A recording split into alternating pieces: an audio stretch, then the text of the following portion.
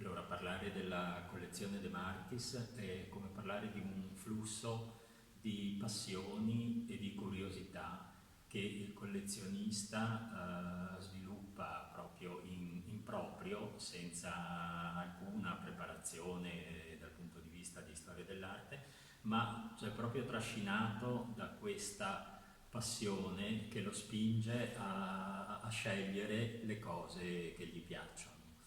È una collezione eterogenea della quale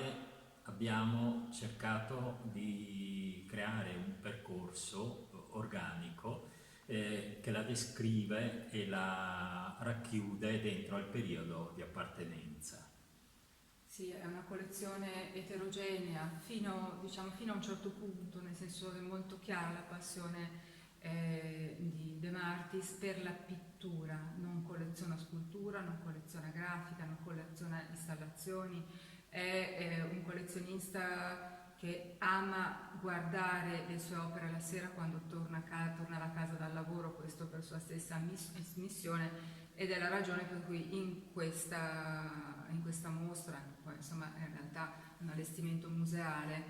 troverete dei dipinti che hanno appunto una dimensione domestica, sono dei dipinti pensati per stare in una casa privata. E anche, devo dire, però con una grande lungimiranza negli acquisti, perché si trovano